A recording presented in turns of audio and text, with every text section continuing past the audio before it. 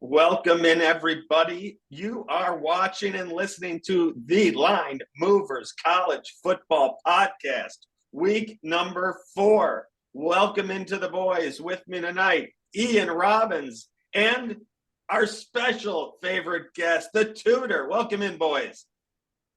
How we doing, David? Big weekend of college football coming up. Let's get excited for this one. Tutor, you ready? This schedule is as good as it gets. It is. I've been bugging Ian for the last few weeks. When are we going to do a show? And this seems like a perfect week to start. We bring in the big guest for the big week. Let's start 12 p.m. Eastern, high noon Eastern time, ABC. Florida State Seminoles are going down to Death Valley, invading Clemson. Florida State is going to be a small 2.5-point favorite, a total of 55. We're going to go to our guest first. Tutor, hit us. Yeah, Clemson appeared to have their shit together after that ridiculous Duke showing. But having said that, Duke is potentially a top 30 team right now in the NCAA, and guess who isn't? Boston College isn't, and Florida State just played them. It didn't look very good. So this is another game for Florida State on the road. The only thing Florida State has going for them, I think, is that it's not a night game at Memorial Stadium. I don't see defense being played in this game at all. It's going to be a shootout. But I do think that Clemson is going to walk away with a surprising big victory here. And I'm going to go as far as saying we might actually see this rematch in the ACC championship. I'm going to go Clemson 31-28. They're gonna obviously be the underdog that wins. And I do think that over is in play big time. Clemson, the Tigers, and the over for Tutor. Ian, let's bring you in here. What do you see? David, did you get the odds on this game? Yeah, I'm sorry if you didn't hear. Florida State, 2.5-point favorite on the road, total 55. All right. Yeah, the points for sure. As Tudor said, I think both these offenses have been starting to hum. I look at this game as a big program marking game for each program here. Florida State trying to get that big signature win, put themselves cemented into that that playoff conversation, have the inside track of the ACC title game, whether it's this would eliminate Clemson from that talk. So it might be a rematch against Miami, potentially Duke, North Carolina down the road, whoever that might be. But this definitely puts them into that top 6, top 4 conversation for sure.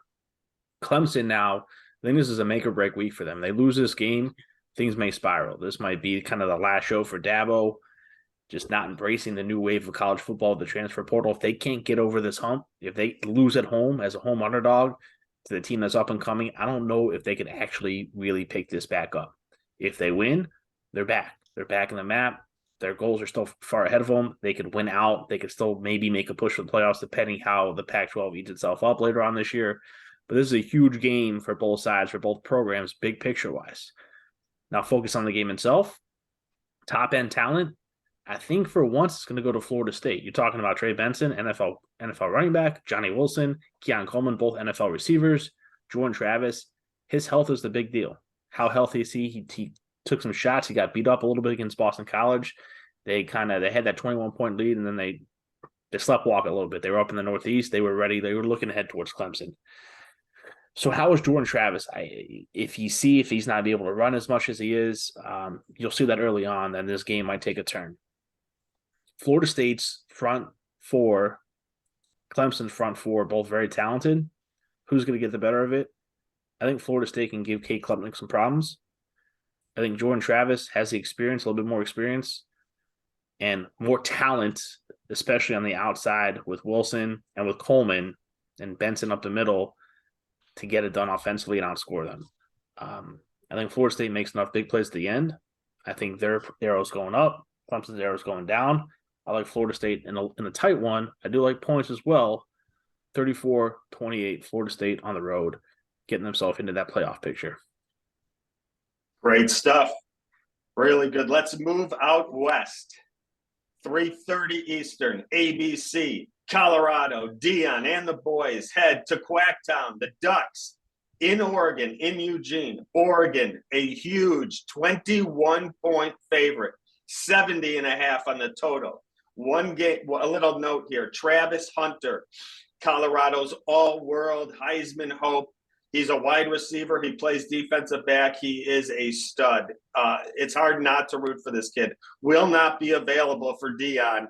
He has a lacerated liver. That's a huge loss. Ian, we're going to you first. Colorado's getting 21 in Oregon. Yeah, and Colorado, certainly most talked about team around the country, deservedly so on some ends. What Dion, Coach Prime, has been able to do has been magnificent. Not only just getting players to come in and buy into his program and hyping it up, but he surrounded himself by really, really good football people. One thing we talked about Colorado, one thing I always want to mention and give him credit for, he was able to get Sean Lewis in to be the offensive coordinator. And Sean Lewis was the former head coach of a bowl team at Kent State. And he's able to bring him over to run the offense. Now, that takes so much pressure off him to just really be that hype guy. He's not worrying about calling plays. He's not worrying about setting it up. He surrounded himself with good football coaches, which has been a big part of their success and their great offensive success. Now, get to the players on the field. 21-point underdog, you see that, you're like, how can that be? Well, Colorado's talented. Shedeur Sanders is going to be an NFL quarterback. The receivers are great. The running backs are super talented. They are just thin. Now you take out Travis Hunter, who's not only their best offensive player, but he's also the best defensive player. And the problem with all the transferring and when you have is the lack of depth. And they just cannot back it up. Now, is Shedeur great? Yes, he is. Will he get his? Absolutely. Are Xavier Weaver and Horn going to be really good on the edges for them? Yeah, they'll get their catches. Dylan Edwards has been great. They're getting Alton McCaskill back at running back, one of their transfers coming in. But I'm just worried about their depth. Losing Hunter, he's a shutdown corner. And on the other side, you're going to Oregon. Oregon's got a Heisman hopeful and Bo Nix, talent up and down. They put up 81 points in the game. Bo Nix is tremendous. Tony Franklin's a top-notch receiver. They got two great running backs in Irving and Whittington. They are talented like crazy. Bo Nix could score. They're going to want to score. They're going to put up the score. And I just don't know at the depth that Colorado has. Now, 21 is a big number. But 70 is a total that seems a little low to me. I see 80 points in this game. I see Oregon putting up 50, I think relatively easily. 50, around 50 to 30, though, wouldn't surprise me. So does that get decided to 21? Maybe. I think that come Saturday morning when the casual bettors start coming in, Colorado, this number dips into the teens. Lay the points. If it's out past 21, maybe wait for in-play. Points, though. Bo Nix is going to put himself in the top 3 Heisman conversation after this game. Awesome. Tutor, before you go swimming, can you break down Dion's guys, please, for us before you jump in that pool? The pool heater's off at the moment, but I'm not swimming anytime soon. We got some cold weather in Michigan right now, so we're supposed to get some nice weather here pretty soon, so we'll get it back on going. But I'll be the first one to admit that I was wrong about Colorado.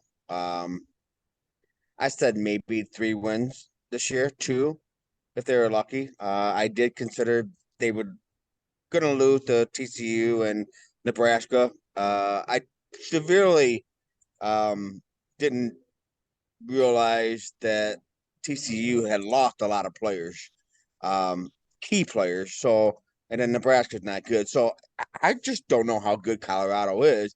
But being a 21-point dog is pretty embarrassing for a team in the top 20 and getting this much hype. So apparently I'm not the only person who feels Colorado is overrated. Their weakness is the defense, obviously, and they're going to be even weaker without Hunter there. If there was a bet, that somehow you could say that Oregon isn't going to punt on Saturday, I would take that bet. I don't think they punt. Having said that, though, if Texas Tech can score 30 on Oregon, I think the plus 21 is definitely in play for Colorado, because I do think that old Neon Dion is gonna do all he can to backdoor some touchdown, just like Sean McVay did for the Rams here to get some points and make it look closer than it should be. Ian said 50-30, and it's funny he said that because I said 45-30, and I thought I would be a night. So I do think it goes over by a lot, but I also think Colorado backdoors themselves and cover him. Great stuff. Tutor, let me ask you a question. You brought up a great point there. Oregon doesn't punt. What kind of odds you need on that to jump in there?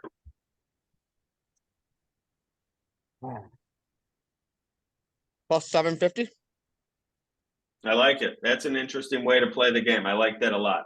For Ian Robbins, and you can find him on Twitter or X, whatever you want to call it, at ROBINSIAN.